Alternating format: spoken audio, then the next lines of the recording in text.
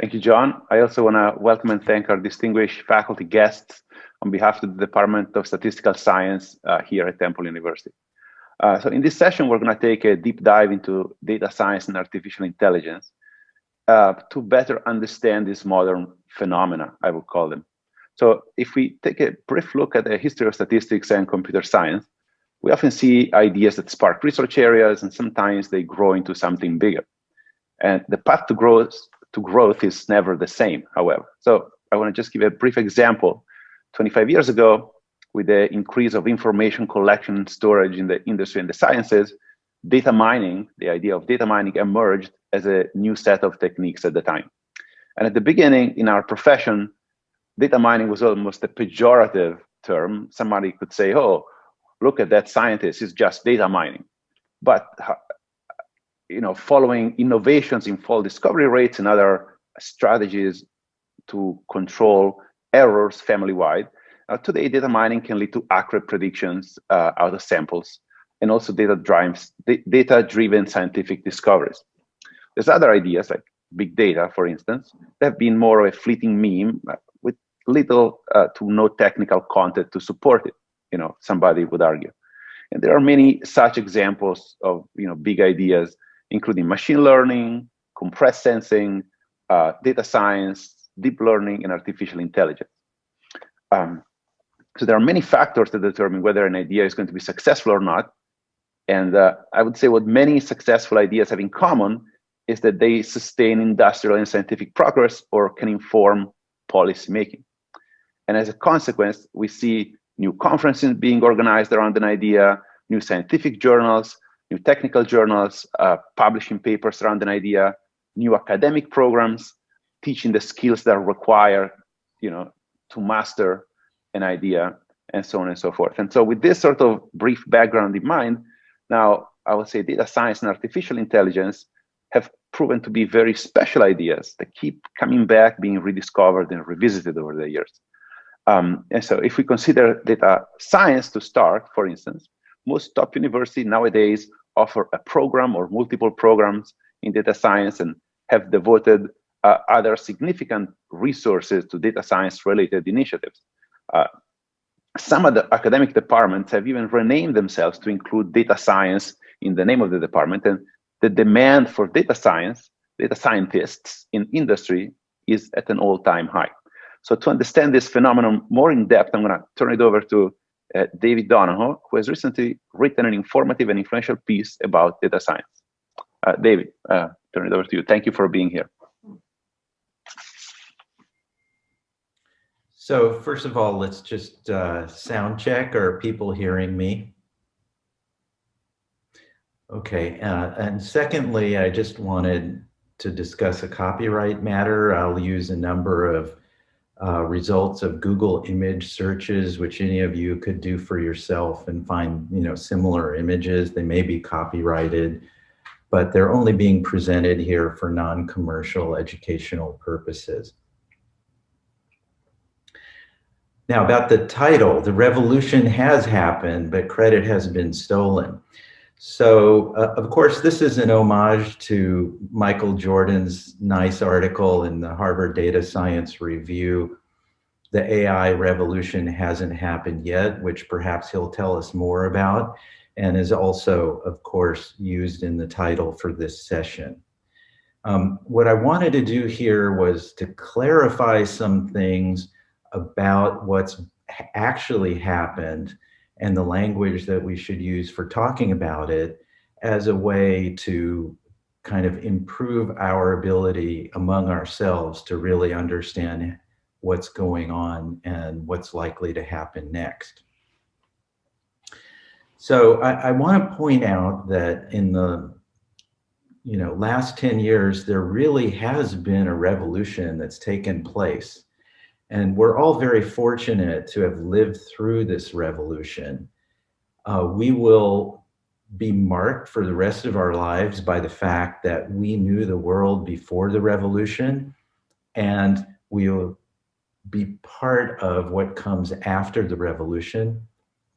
And we will recognize this as the largest civilizational event that has happened certainly in more than 100 years and perhaps 100 years in the future.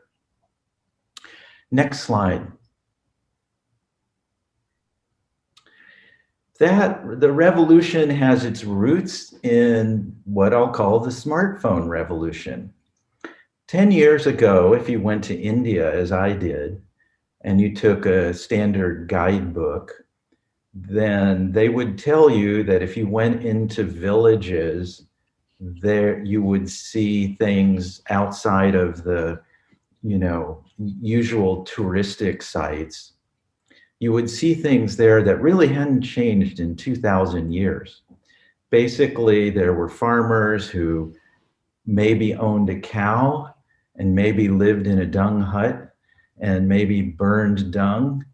And the information that they had was just what was passed down by word of mouth from the other farmers.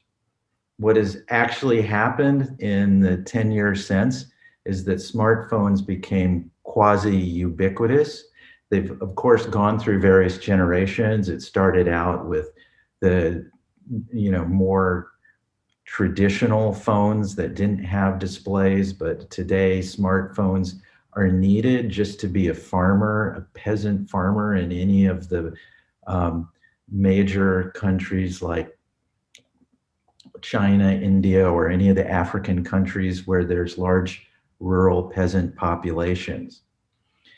And of course, this has massive consequences because the information available, particularly to young people, has completely leapfrogged any expectations that we could have had in 2010. I don't think anyone really saw this coming to the degree that it's actually happening. And it's very easy for us to forget the significance of actually putting all 8 billion humans in immediate contact with all information. Really, this is epical. We won't forget it. It'll become only more and more dominant in our thinking over time. When we think about what has happened that we've lived through, this is it. This is the big thing that will mark our lives. Next slide. Now, in the wealthy countries, of course, we saw the effects first. So what was kind of obvious was that human behavior was transformed so that there were, teenagers and other young people using cell phones for many hours a day and using them in ways that the older generation could not have anticipated or maybe wouldn't approve of, creating social media, using selfies and so on. The word of the year in 2013 for the Oxford English Dictionary was selfie. So we may think of that as, something that's been around forever. No, it was actually invented during this decade, as were many, many other human habits that we now consider completely second nature. So hours per day on mobile devices has scaled upwards and upwards so that it's now at the place of like 4 to 6 hours a day, depending on the country, depending on various particular habits. And another telling fact is that humans are now uploading on their devices more than 1 trillion images a year, just still images. And in the 100 billions of videos, just casual video taken for the purposes of maybe a TikTok or some other similar social media purpose. Okay. So we probably don't think about this too much. We think of this as simply kind of teenagers doing trivial stuff, but the consequences of this are utterly profound. And I don't mean the consequences on the cervical spine injury rate, which will also be enormous. I'm talking about the consequences that we had to build out a global computational and communications infrastructure to make any of this possible. Next slide, please. Because as part of this model, you're going to have 8+ billion people's devices checking with cloud servers many thousands of times a day. You have to build out a massive network of data centers. In some cases, you had to create new transoceanic cables in order to carry the fiber optics to places that had geothermal energy or that were close to the poles, in order to save money on the cooling of the data centers and exploit natural renewable energy. So here's, for example, a data center built, I think, by possibly by Facebook, that's north of the Arctic Circle in the lower left of the picture. And these data centers have, many thousands of computers in them. Amazon data centers, all told, have more than 50 million CPUs. And so just the infrastructure to do all the things we now take for granted, that's utterly trivial, is actually an amazing engineering achievement, and it's required a utterly massive capital investment on the part of Amazon, Google, Facebook, all those companies that are at the top of the league tables for market capitalization these days. Next slide. Now, as a corollary of this, there are many consequences. So I've already mentioned the unknown consequences that this development might have for children's social habits and maybe their psychological development. There are also unknown consequences for political development in India and Africa and China, of all these peasants who previously didn't have any connection to what politicians were saying or doing, and who suddenly have the information that they never had before.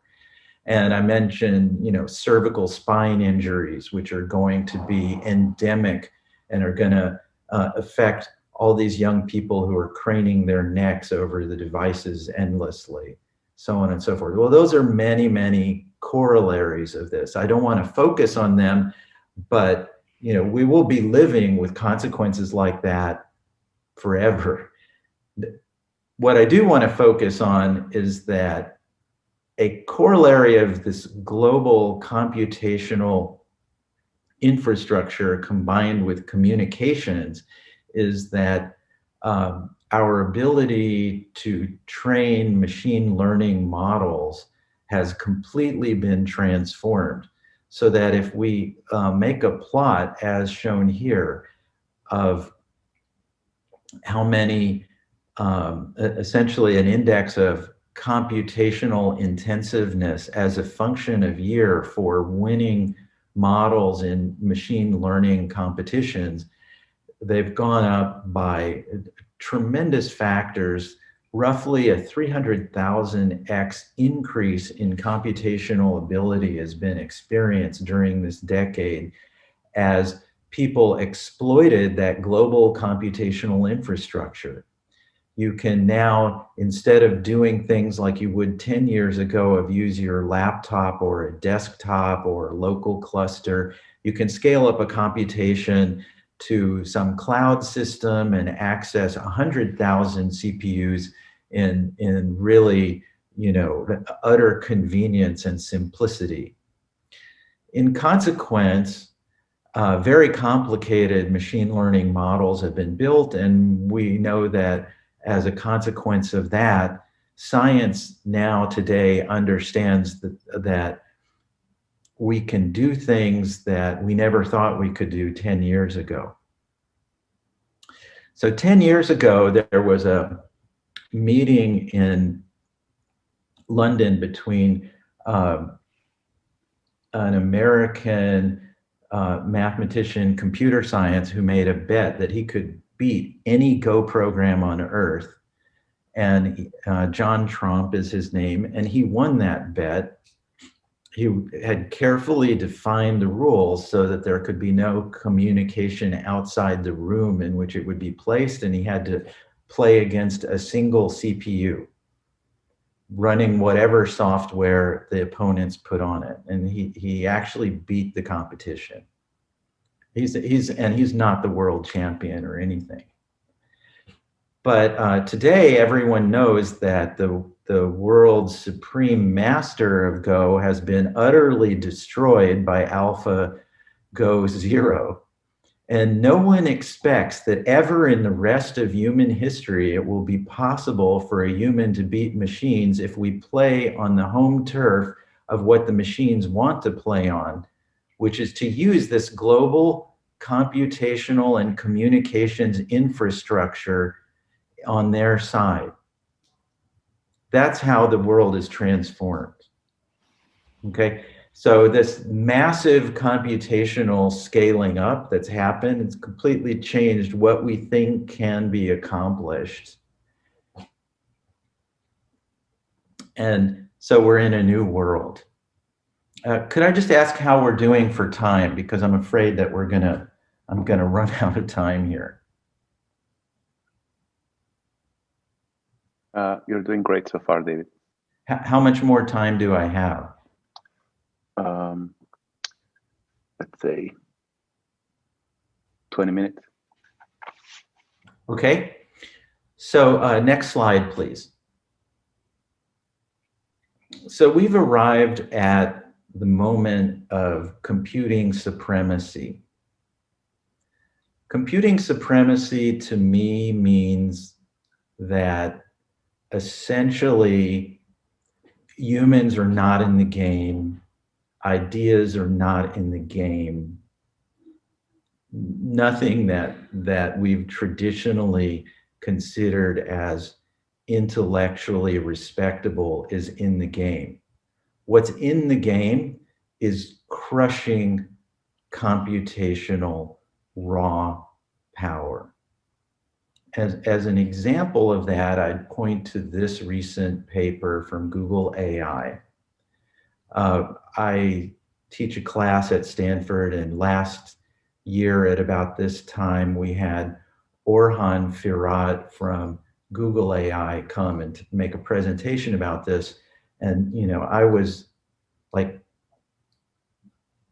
so affected by the implications of what he was telling me that, well, maybe you should stay away from this if you're not really prepared for psychological challenges, or maybe, you need to do this kind of intervention where, there's some particular psychoactive substances that help you digest the shock. In any event, next slide, please. What's in this paper is the description of an effort at Google AI to build a model that they use for translation. It is actually used in production today. Translates from any to any of 105 languages. The underlying model has 80 billion parameters.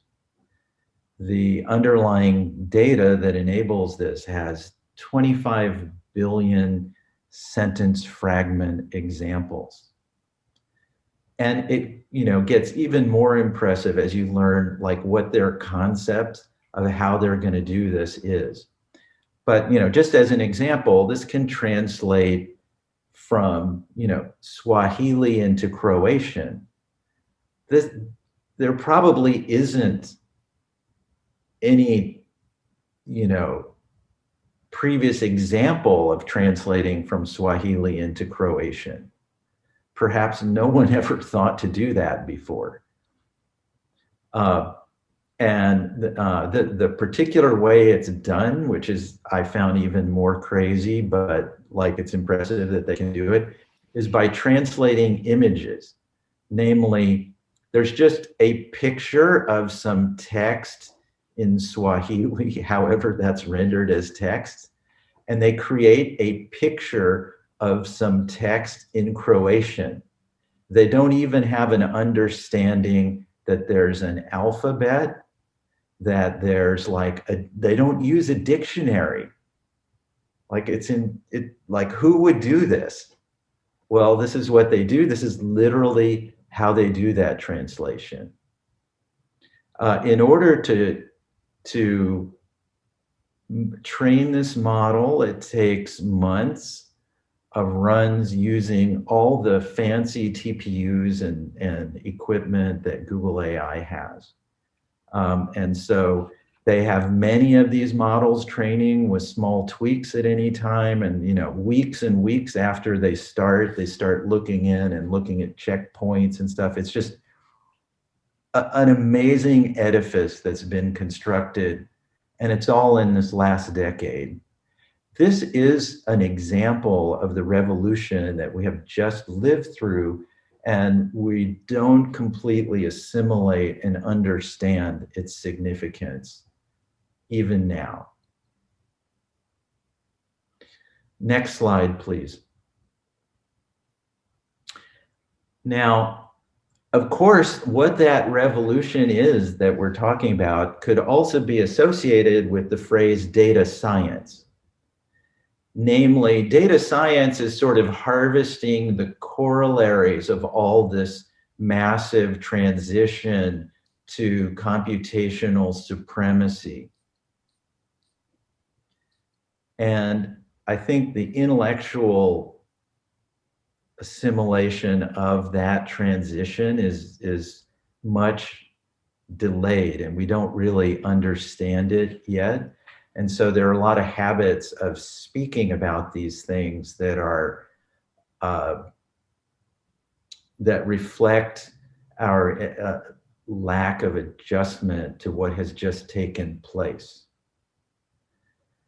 So just to understand the juxtaposition of the old with the new, I just mention here two famous articles. One, The Unreasonable Effectiveness of Mathematics in the Natural Sciences, and the other, The Unreasonable Effectiveness of Data, one by a Nobel Prize winner in theoretical physics, and the other by resident intellectuals at Google.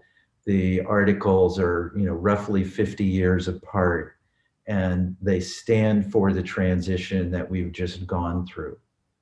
We no longer speak about the idea that mathematics is going to save us. We assume that whatever mathematics might have done, well, it had its chance. We're done with that. Now there's a new game in town. It's the game of computational supremacy. And it's data supremacy. That's really what the second article announces. Next, please.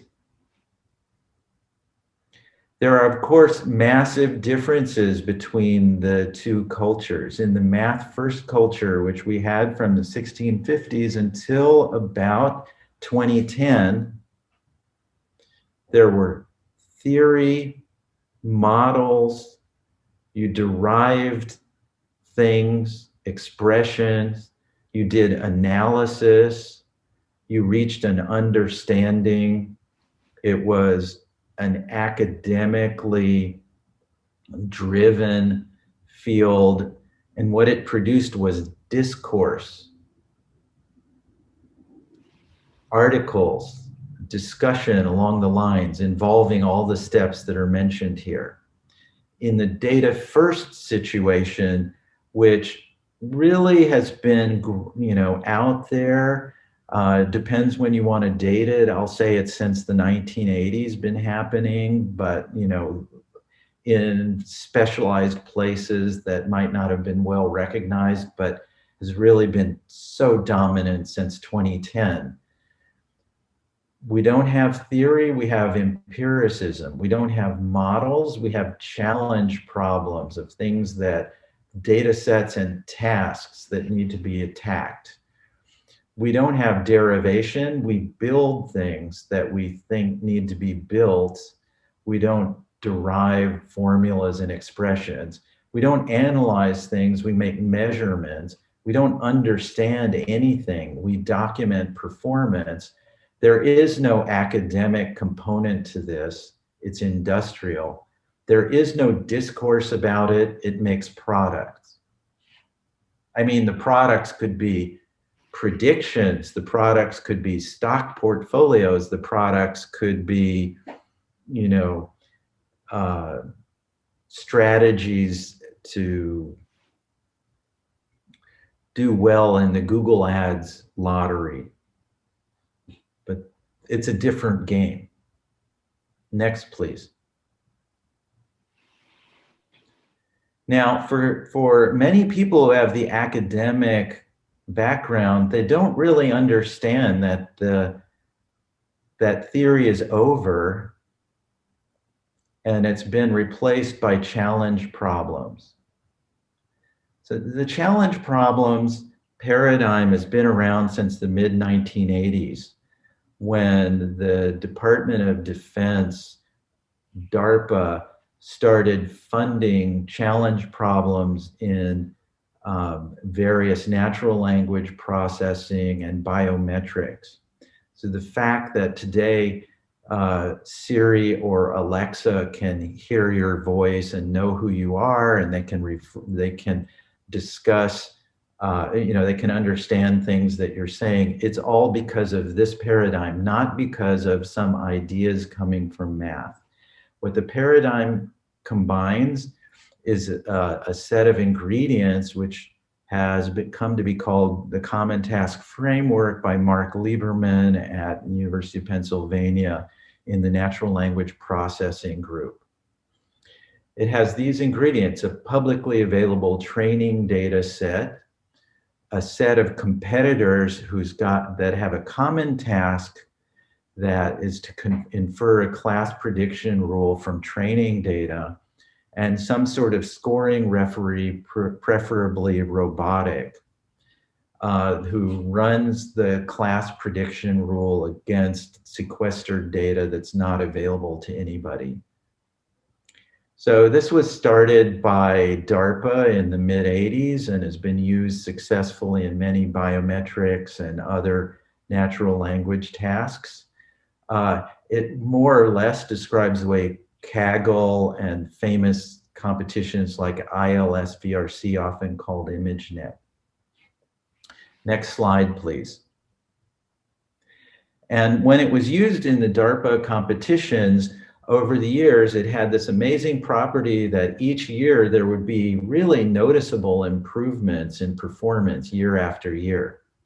This was in the pre-deep nets era, and maybe people were using, whatever they were using at the time, perhaps some electrical engineering derived filtering, some biologically inspired type of data representation, some kind of hidden Markov, chains. Whatever they were using, it was just always getting better year after year. It's like a machine that produces progress. And of course, the key point is it's a contest. There's a lot of competitors and they get paid, which could mean, grants. It could mean, actual money, whatever. Next slide, please.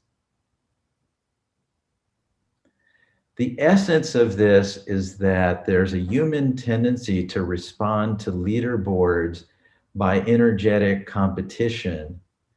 And I'll just, put this slide out there. Sebastião Salgado, very distinguished photographer. These are some pictures he took early in his career where he discovered an open pit mine in Brazil, and people just literally were, digging in this open pit and carrying, burlap sacks of mud off and making money based on how many little flecks of gold they found in there.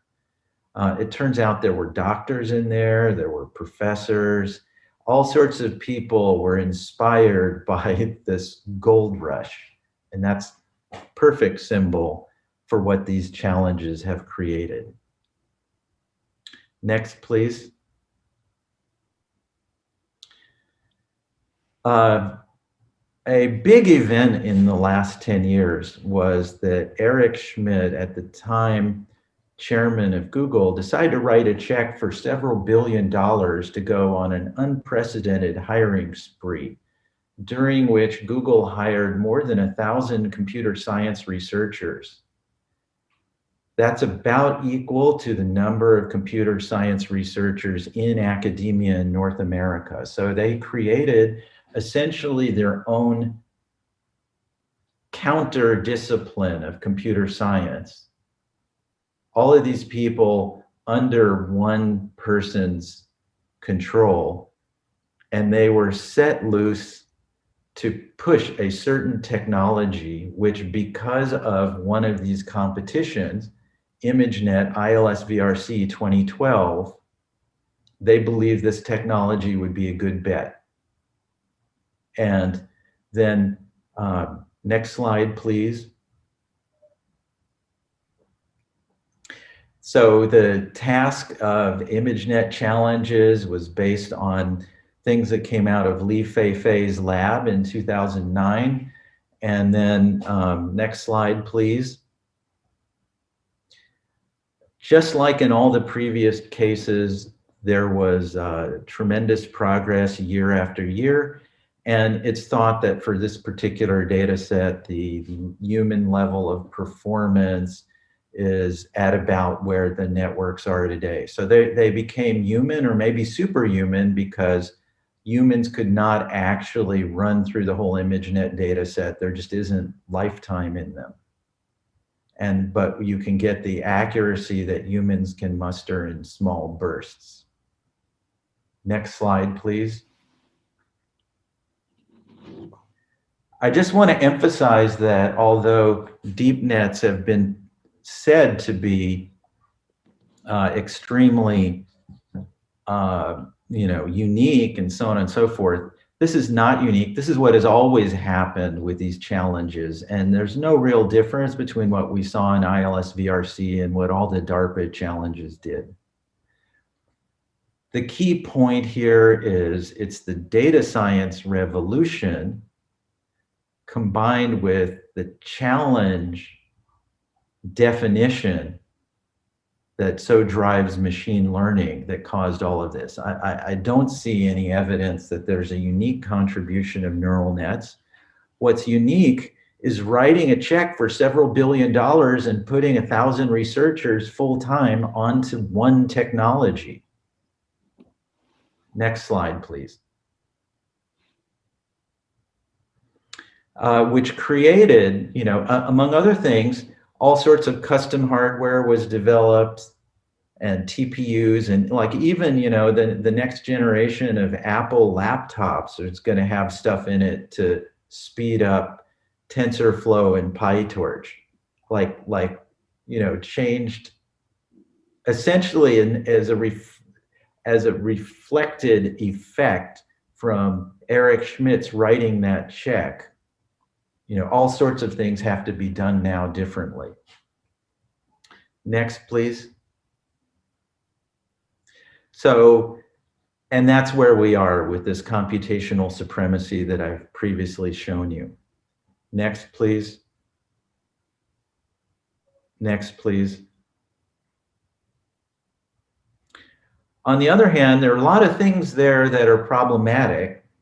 So I don't want people to think that this is necessarily the greatest situation.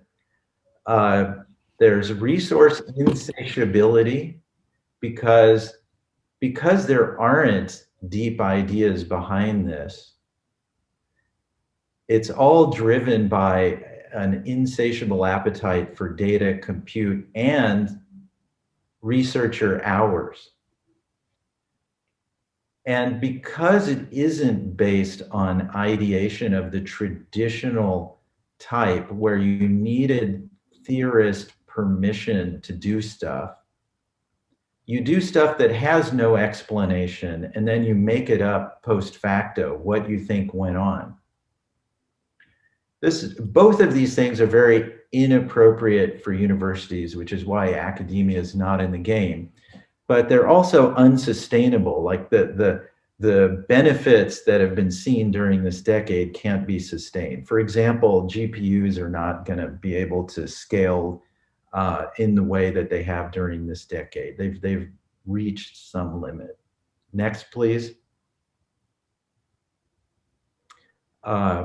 So at the same time that we made 300,000x increases in computing, we made, 17% improvement in classification accuracy. So this accuracy has been bought at a fantastic cost. Next, please.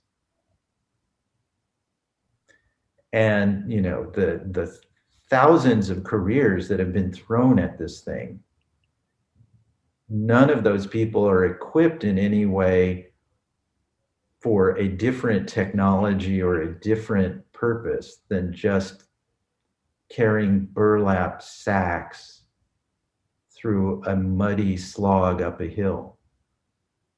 Next, please.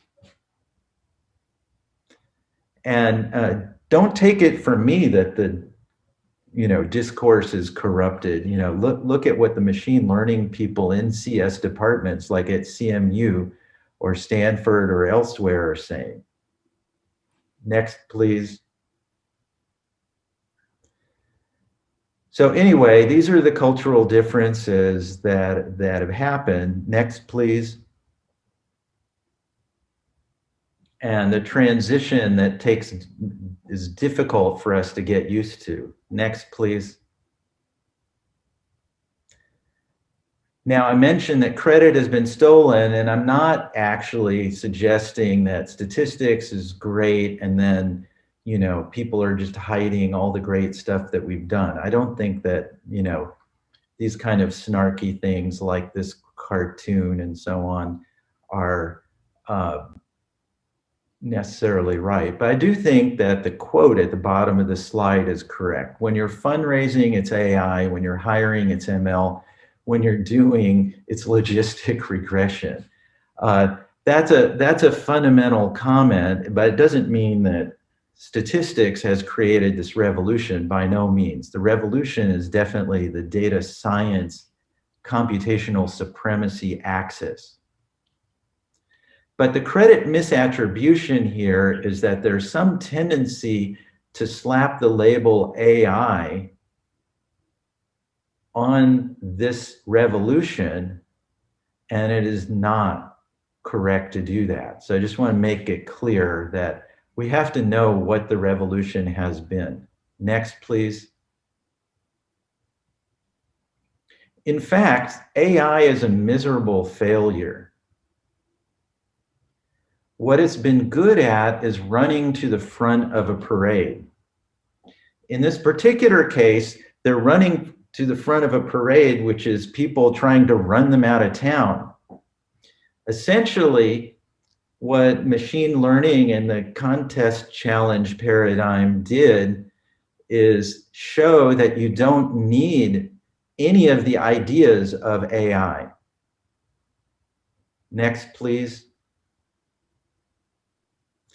And a very profound commentary on this can be found in the blog post by Rich Sutton, who's a distinguished researcher in reinforcement learning, called The Bitter Lesson, in which he points out that basically everything that AI people who call themselves AI, have done is an utter failure. What has been a success is to never use ideas and just get more data and computing at the problem. And again, don't take it from me. Next, please. You can, Rodney Brooks has blog posts and talks where he says it'll be hundreds of years before we have general AI, and that most of the stuff that you see in the media about AI is just atrocious. Next, please. So after talking about, the idea that we've just gone through an AI revolution, he says in early 2019, the claims are ludicrous. Nothing has happened in AI in those 10 years. This is a professor of robotics at MIT who's as well positioned to say as anything else. Next, please. And we're hundreds of years away from anything like AI. Next, please. So we've lived through a transformation of civilizational significance, but we don't recognize it because we just think it's a bunch of, teenagers making TikTok videos.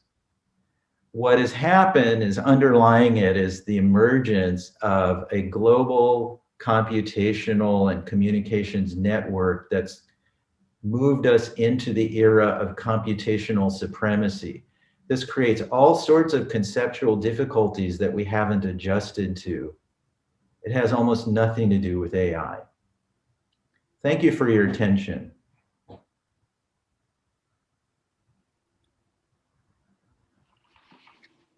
Thank you very much, David. Very clear, thought-provoking, at times depressing, I'll say, from an academic perspective, but thank you very much for your perspectives.